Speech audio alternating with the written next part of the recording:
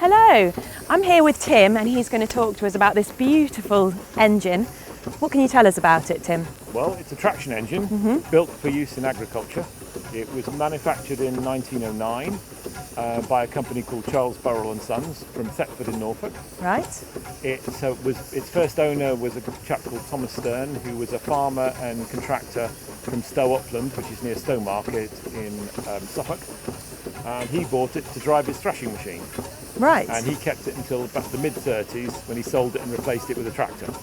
It's been driven off this flywheel here. Its rated horsepower is 6. And how does it work, if you could tell us a bit about the mechanism? And well, we probably want to first start with the fuel, which is coal. Yes. This is Welsh steam coal. And we have a large fire just down underneath us here.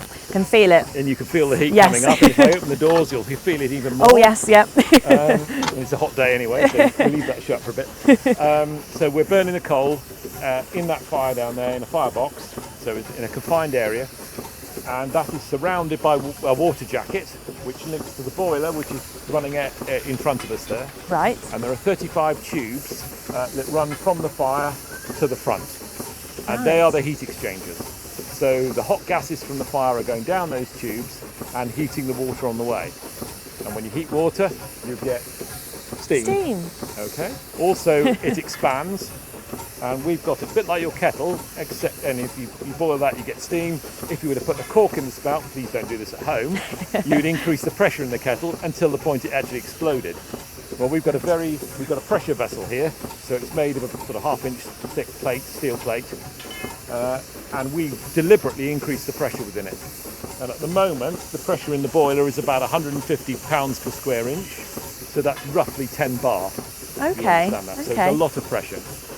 And I assume that you couldn't, like a kettle, you just flick the switch and it starts going. No. I assume there's a bit more to it There's than a bit that. of a lag time. Right, yes. yeah. You don't just go and turn the key on this Yeah. one. No, it takes about 2.5 hours if it's cold to get up to this sort of pressure. Right. So you come out in the morning, you make a fire, you clean it down, you go back and have breakfast, and then by then hopefully it's ready. And is there a certain temperature that it has to reach in order to start? Well, it's not well, you can't tell. We've got no means of measuring the temperature. Okay. On this. And it's in beautiful condition because it's an original and it was a working. Yeah. When Thomas Stern sold it to another farm near King's Lynn. Right. And it was parked in a shed when it was laid up with 2 others. The other 2 got scrapped. This was right at the back, and the scrap man couldn't get it out. So it was saved.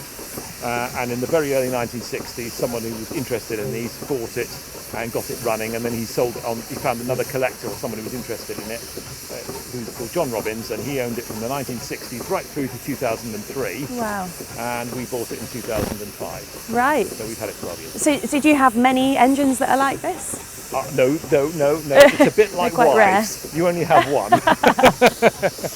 There were 2 kept in my shed in the garden, but one belongs to a friend, and we meet every Wednesday night during the winter for sort of 3 hours after work, and that's when we do all the winter maintenance, all the repairs, so we can come out and play again the next summer. Wow. And I've already got a list of things ready for next winter. Oh my goodness. So, yeah.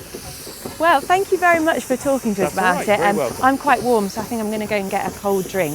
Thank you. Thank you.